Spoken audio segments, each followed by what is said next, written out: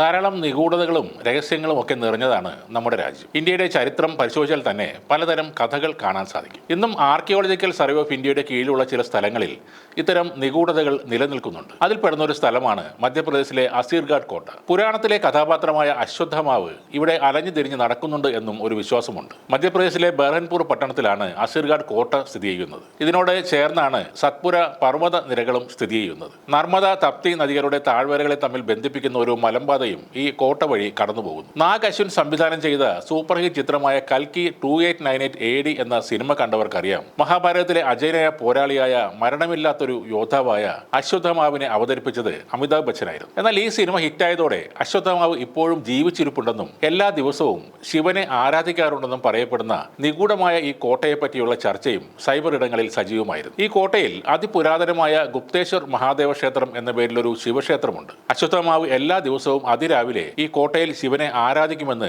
ആ പ്രദേശത്തെ ആളുകൾ വിശ്വസിക്കുന്നു. എല്ലാ ദിവസവും രാവിലെ ക്ഷേത്രം തുറക്കുമ്പോൾ അവിടെ പുതിയ പൂക്കൾ കാണാറുണ്ടെന്നും ആളുകൾ പറയുന്നു. അതുകൊണ്ടാണ് ഈ കോട്ട നിഗൂഢമായിരിക്കുന്നത്. മലമുകളിൽ പണിതീർത്തിരിക്കുന്ന ഈ കോട്ടയിൽ കൊടും ചൂടിൽ പോലും വറ്റാത്തൊരു കുളവുമുണ്ട്. കുളത്തിൽ നിന്ന് അല്പം അകലെയാണ് ചുറ്റും കിടങ്ങുകൾ ഉള്ള ഗുപ്തേശ്വർ മഹാദേവ ക്ഷേത്രം. ആർക്കും എത്തിപ്പെടാൻ കഴിയാത്ത നിരവധി രഹസ്യപാതകൾ ഈ കിടങ്ങുകളിലുണ്ട് എന്നാണ് പറയുന്നത്. ഈ അതീവ രഹസ്യമായ വഴികളിലൂടെയാണ് അശ്വത്ഥമാവ് അവിടെ എത്തുന്നത് എന്നാണ് അവിടുത്തെ ജനങ്ങൾ വിശ്വസിക്കുന്നത്. ഈ വലിയ കോട്ടയ്ക്കുള്ളിൽ ക്ഷേത്രം കൂടാതെ ഒരു ഗുരുദ്വാര, പള്ളി എന്നിവയുമുണ്ട്. പുരാണത്തിൽ പറയുന്നത് പിതാവായ ദ്രോണാചാര്യരുടെ മരണത്തിന് പ്രതികാരം ചെയ്യാൻ അശ്വത്ഥമാവ് 5 പാണ്ഡവ പുത്രന്മാരെയും കൊല്ലുകയും അഭിമന്യുവിന്റെ മകൻ പരീക്ഷത്തിനെ അമ്മയുടെ ഉദരത്തിൽ വെച്ച് തന്നെ കൊല്ലാൻ ശ്രമിക്കുകയും ചെയ്തു. അതോടെ ശ്രീകൃഷ്ണൻ അശ്വത്ഥമാവിനെ ശപിച്ചു. നെറ്റിയിലെ ചൂടാമണി എടുക്കുകയും മോക്ഷം കിട്ടാതെ അലഞ്ഞ് തിരിയുകയും ചെയ്യട്ടെ എന്നതായിരുന്നു ശാപം. ഭേദമാകാത്ത മുറിവും മറ്റ് രോഗങ്ങളും ബാധിക്കുമെന്നും ശാപത്തിൽ പറഞ്ഞിരുന്നു. സമൂഹത്തിൽ നിന്ന് അകന്ന് പൂർണ്ണമായും ഒറ്റപ്പെട്ട് ജീവിക്കേണ്ടി വരുന്ന അവസ്ഥയിലാണ് അശ്വത്ഥമാവ് എന്നാണ് പൊതുവെയുള്ള വിശ്വാസം. ഈ ശാപം കലിയുഗത്തിന്റെ അവസാനം വരെ തുടരുമെന്നും പിന്നീട് മഹാവിഷ്ണുവിന്റെ 10ാമത്തെ അവതാരമായ കൽക്കി വരുമ്പോൾ അശ്വത്ഥമാവ് ശാപമോക്ഷം നേടുമെന്നും വിശ്വസിക്കപ്പെടുന്നു. കഴിഞ്ഞ 5000 വർഷങ്ങളായി അശ്വത്ഥമാവ് ഈ അസീർഗഡ് കോട്ടയ്ക്ക് ചുറ്റും കറങ്ങി നടക്കുന്നു എന്നാണ് അവിടുത്തെ പ്രദേശവാസികൾ വിശ്വസിക്കുന്നത്. രാത്രിയിൽ കോട്ടയ്ക്ക് ചുറ്റും അറിഞ്ഞു നടക്കുന്ന അശ്വത്ഥമാവ്